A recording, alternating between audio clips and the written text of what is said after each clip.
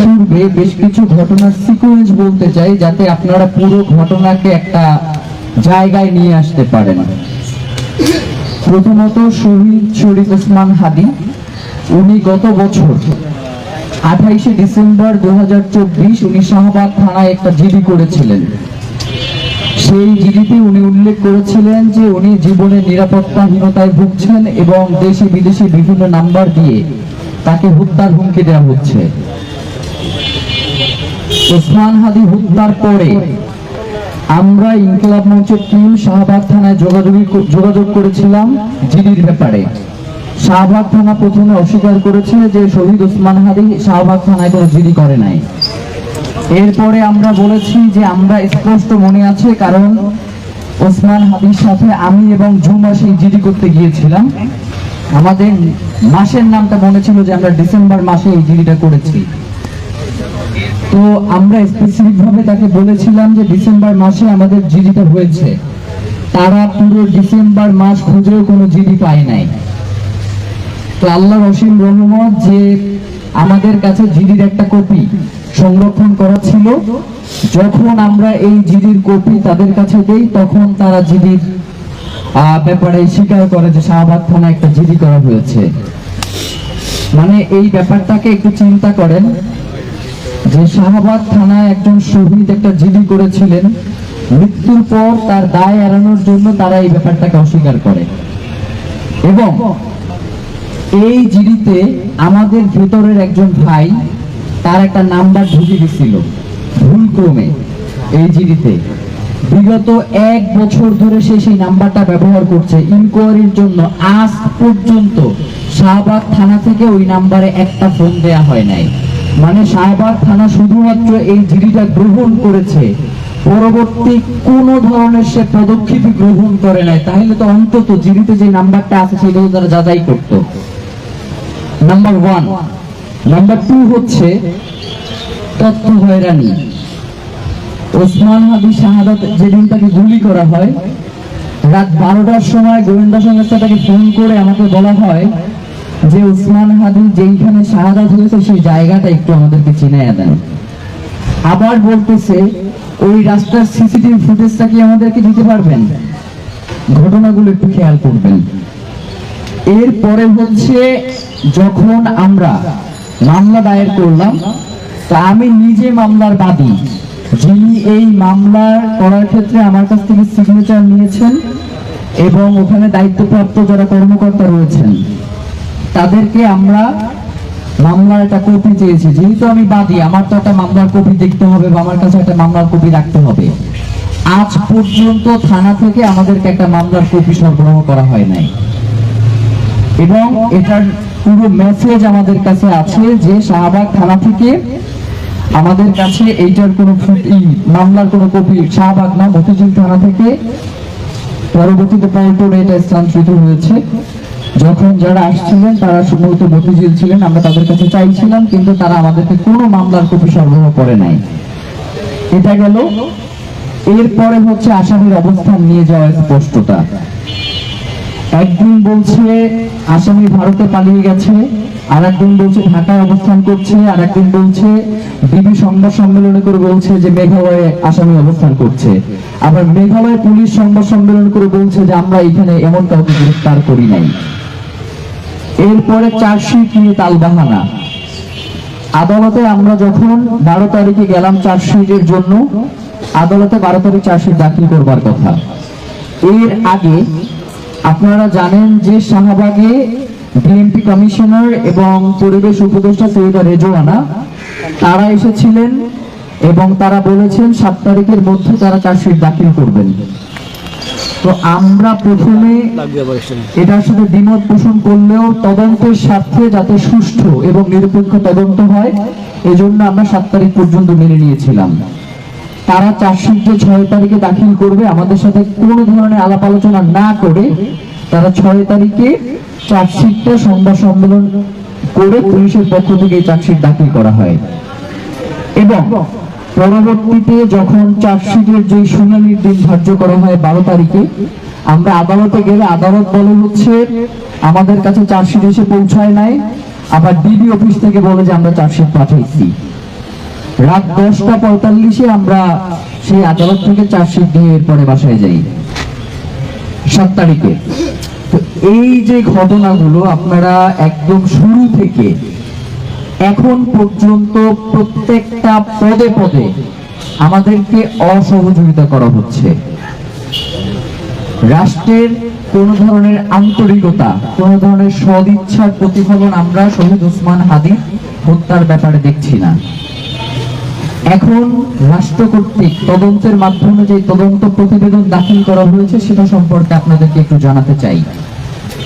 প্রথমত, এই যে মামলাটা সেখানে যে তদন্ত করা হয়েছে একদম পুরোটাই অস্পষ্ট ভরপুর, এবং যাদেরকে আসামি করা হয়েছে মূল কোনো আসামি ধরাছোঁয়ার বাইরে, এবং তদন্ত প্রতিবেদনে যারা এই হত্যার পরিকল্পনা করেছে তাদের সম্পর্কে কোনো ধরনের তথ্য এই চার্জশিটে উল্লেখ করা হয় নাই।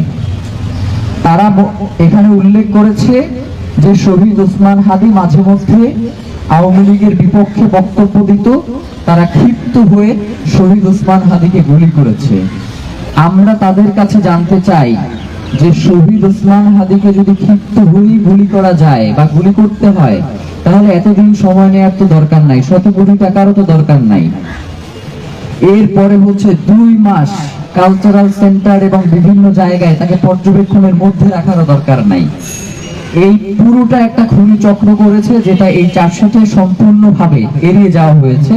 এবং আপনাদেরকে আরো একটা গুরুত্বপূর্ণ তথ্য দেই, সেটা হচ্ছে শহীদ ওসমান হাদী যেই দিন খুন হন, মানে যেই দিন তাকে গুলি করা হয়, এই দিনে আপনারা জানেন যে ওবায়দুল কাদের, আওয়ামী লীগের পলাতক সন্ত্রাসী ওবায়দুল কাদেরের চার্জশিট দাখিল হওয়ার কথা, যার 1 নম্বর আসামি ছিলেন শহীদ শরীফ ওসমান, 1 নম্বর সাক্ষী ছিলেন শহীদ শরীফ ওসমান হাদী।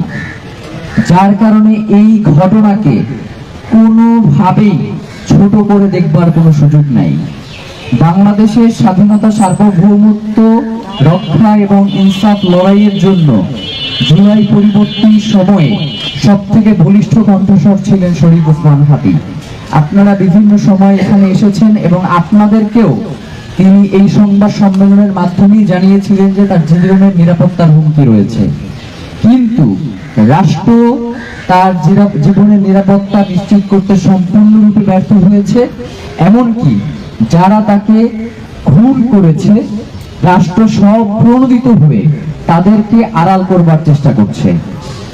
এরপরে যে ব্যাপারটা আমরা বলতে চাই সেটা হচ্ছে এই যে চার্জশিটটা দাখিল হয়েছে, এই চার্জশিটের কোনো আগামাথা নাই।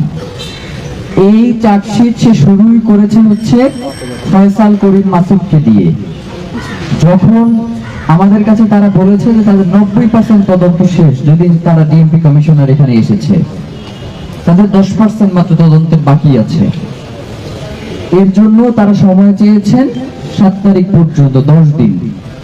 আমরা বলেছি ঠিক আছে, আপনারা আপনাদের মতো করে তদন্ত করেন, কিন্তু এই তদন্ত করবার পরেও এই তদন্তের কোনো কিছুতে কোনো পরিবর্তন আসে নাই। আগেও যেটা আপনারাও যেটা জানেন সেইটাই এইখানে শুধু উপস্থাপন করা হয়েছে, কিন্তু আমরা যেটা জানি না সেইটা কোনোভাবেই এই মামলার ক্ষেত্রে করা হয় নাই। এখন প্রশ্ন যেটা থেকে যায় সেটা হচ্ছে, যখন রাষ্ট্র এই ধরনের অসহযোগিতা করে তখন তো একটা ধারণা দৃঢ় হয় যে রাষ্ট্রের কেউ এই হত্যাকাণ্ডের সাথে জড়িত কিনা। আমরা স্পষ্ট করে বলতে চাই যে শহীদ ওসমান হাদীর হত্যাকাণ্ডের সাথে যদি স্বয়ং প্রধান উপদেষ্টা ডক্টর মোহাম্মদ ইউনূসেরও সম্পৃক্ততা থাকে, এর সুষ্ঠু বিচার হতে হবে। এই হত্যাকাণ্ডের সাথে যদি সেনাবাহিনীর প্রধান ওয়াকারের সংশ্লিষ্টতা থাকে, তার বিচার হতে হবে। এর সাথে যদি আওয়ামী লীগের সংশ্লিষ্টতা থাকে, তার বিচার হতে হবে। এর সাথে যদি হাসিনার সংশ্লিষ্টতা থাকে, তার বিচার হতে হবে। মানে বাংলাদেশের শহীদ ওসমান হাদীর হত্যাকাণ্ডকে কোনো ধরনের ইস্যু দিয়ে নাই করে দেয়া যাবে না। এরপরে আরেকটা জিনিস যেটা, সেটা আপনারা জানেন যে বিবির পক্ষ থেকেই জানানো হয়েছে যে শহীদ ওসমান হাদীকে হত্যা করবার জন্য 12 তারিখেই ওইখানে 5টা টিম ছিল, যারা একজন মিস করলে আর একজন এই শুটটা করতো।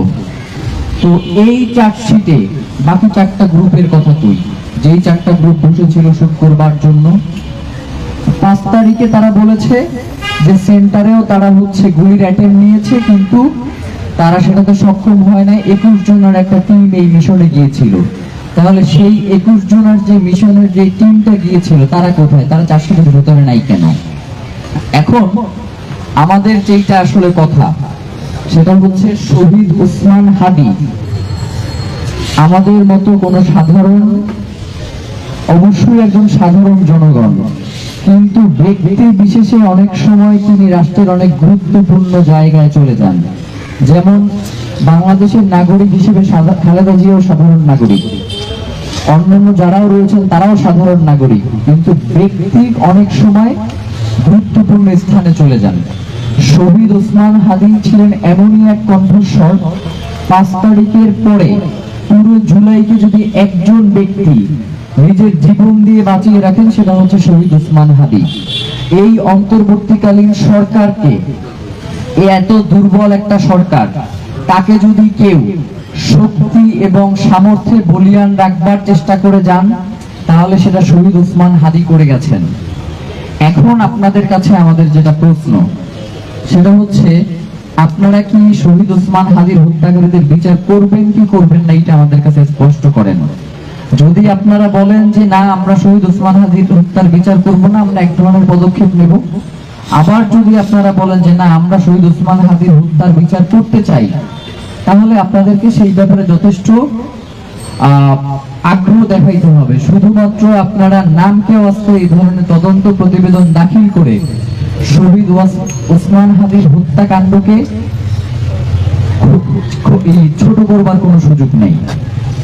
আমরা ইনকিলাব মঞ্চ, আপনারা জানেন যে দীর্ঘদিন ধরে রাস্তায় বিভিন্ন প্রোগ্রামের মাধ্যমে শহীদ ওসমান হাদির হত্যাকাণ্ডের জন্য বিচার দাবি করে আসছি, কিন্তু আমরা যখন রাজপথে যাই তখন একটা পক্ষ থেকে বলা হয় যে আমরা নাকি নির্বাচন বানচাল করবার জন্য রাস্তায় নেমেছি। আবার যখন আমরা নির্বাচনের কথা চিন্তা করে আমাদের শান্তিপূর্ণ কর্মসূচি চালাই, তখন আবার বলা হয় যে এরা কোনো এজেন্সির কর্মসূচি বাস্তবায়ন করছে কিনা। তা আমরা আপনাদেরকে স্পষ্ট করে বলে যাই যে শহীদ ওসমান হাদির হত্যাকাণ্ডের যদি বাংলাদেশে বিচার না হয়, তাহলে আগামীর দিনে বাংলাদেশে অনেক কিছুই হবে না। আগামীর দিনে বাংলাদেশে কখনোই সূর্য সন্তান তৈরি হবে না যারা বাংলাদেশের স্বাধীনতা সার্বভৌমত্বের পক্ষে দাঁড়াবে, যারা ইনসাফের লড়াইয়ের জন্য রাজপথে নিজের জীবন দিয়ে দিবে। আমাদের বলতে অনেক কষ্ট হয়, রাজনৈতিক দলগুলোর সাথে আমরা যোগাযোগ করবার চেষ্টা করেছি। আপনাদেরকে শাহবাগে বলেছি না যে আমরা রাজনৈতিক দলগুলোর সাথে যোগাযোগ করব। রাজনৈতিক দলগুলোর কাছে গেলে মাথায় হাত দিয়ে দোয়া কইরা দেয়, মানে এই দোয়াটাই একমাত্র তাদের অবলম্বন। এর বাইরে তাদের মনে হয় যেন তারা খুব অসহায়, তাদের করবার কিছু নাই। এবং আমরা এমনও বড় বড় রাজনৈতিক দল আছে যাদের সাথে দেখা করবার চেষ্টা করেছি, তারা আমাদের সাথে দেখাটা পর্যন্ত করে নাই শহীদ ওসমান হাদির হত্যার বিচারের দাবিতে।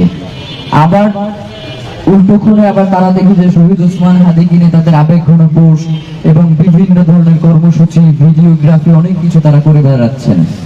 তো এই যে দ্বিচারিতা, এইটাকে আমরা ঘৃণা ভরে প্রত্যাখ্যান করলাম। এবং শহীদ ওসমান হাদির পরিবার এবং ইনকিলাব মঞ্চ, তারা শহীদ ওসমান হাদির হত্যার বিচার নিশ্চিত না হওয়া পর্যন্ত তারা এই রাজপথ ছেড়ে যাবে না। এটা আপনাদের মাধ্যমে আমরা পুরো বাংলাদেশকে নিশ্চিত করলাম। এখন কথা হচ্ছে আরেকটা জিনিস, মামলার যেটা স্পষ্ট করা জরুরি, কারণ মামলার বিষয়গুলো স্পষ্ট না হলে বিভ্রান্তি তৈরি হয়।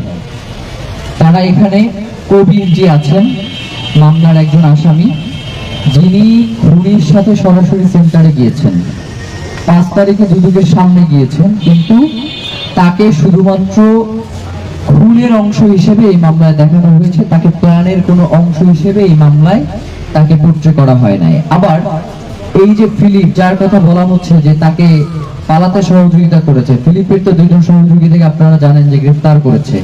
তাহলে এই 2 জন সহযোগীর মাধ্যমে এখন পর্যন্ত কেন নিশ্চিত হওয়া গেল না যে শহীদ ওসমান হাদির হত্যাকারীর আসলে কোথায় রয়েছে? সর্ষের মধ্যে যদি ভূত থাকে তাহলে তো আসলে ভুলবার কিছু থাকে না। ঘরের লোকে ওই যে বলে না যে ঘরের ইন্দুরে যদি বান কাটে তাইলে সেই বান কিভাবে আমি রক্ষা করব। কথা ওই একটাই, সেটা হচ্ছে আমরা স্পষ্ট করে বলতে চাই শহীদ ওসমান হাদির সাথে যদি রাষ্ট্র জড়িত থাকে তার বিচার এই বাংলাদেশে হইতে হবে, এবং এইটা আমরা করে ছাড়বো আমাদের জীবন থাকা পর্যন্ত। শহীদ ওসমান হাদির হত্যাকাণ্ডের সাথে যদি গোয়েন্দা সংস্থার কোন সূত্রপাত থেকে থাকে এর বিচার হইতে হবে।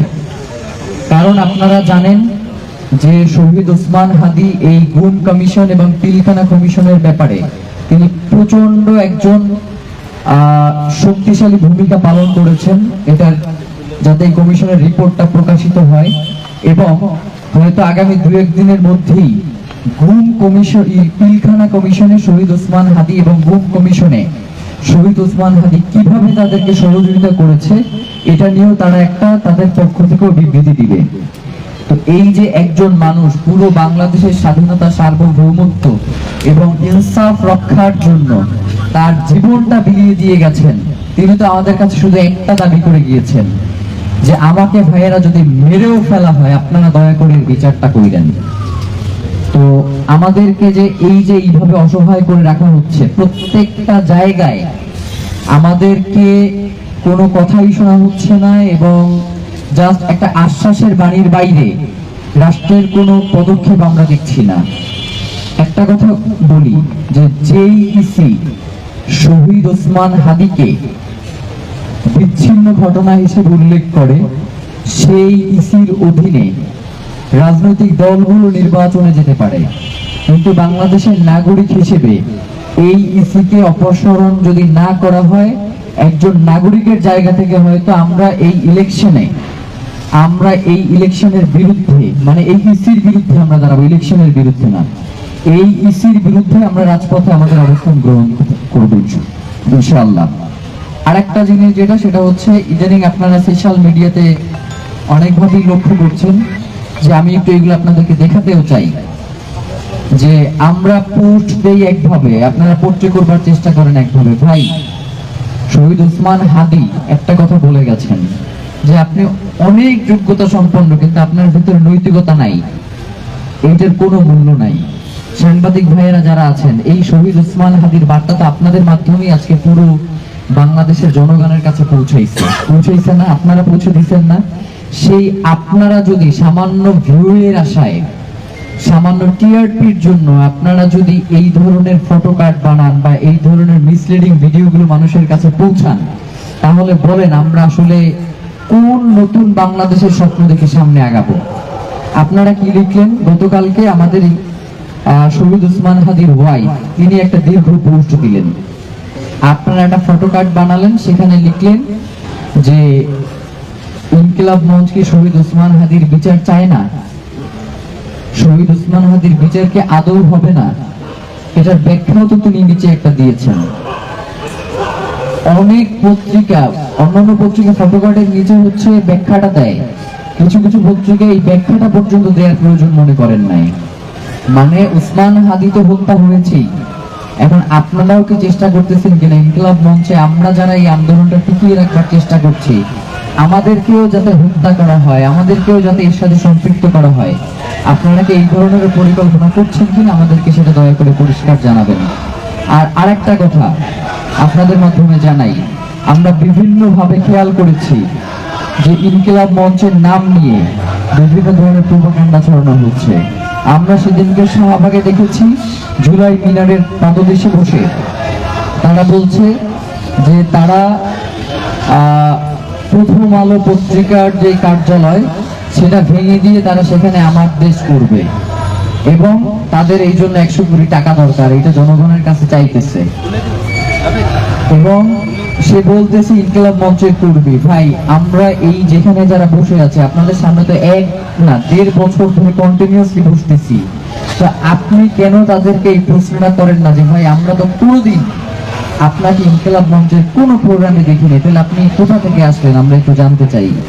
এই ব্যাপারগুলো আপনারা যখন এই প্রশ্নগুলো করা শিখবেন, তখনই বাংলাদেশের নতুন যে স্বাধীনতার স্বপ্ন, নতুন যে আজাদির স্বপ্ন, আমরা জুলাইয়ের যেই স্বপ্ন, সেটার দিকে আমরা এগিয়ে যেতে পারবো। নয়তো আমরা সবাই মিলে একসাথে আমাদের এই আজাদি, আমাদের এই লড়াইয়ে আমরা ক্ষতিগ্রস্ত হব। প্রিয় ভাইয়েরা, এখন যদি আমরা শহীদ ওসমান হাদির এই হত্যাকাণ্ডের বিচার করতে সক্ষম না হই, আসতে পারে যেই দিন বাংলাদেশে এর থেকেও বড় ফেসিবাদ কায়েম হবে।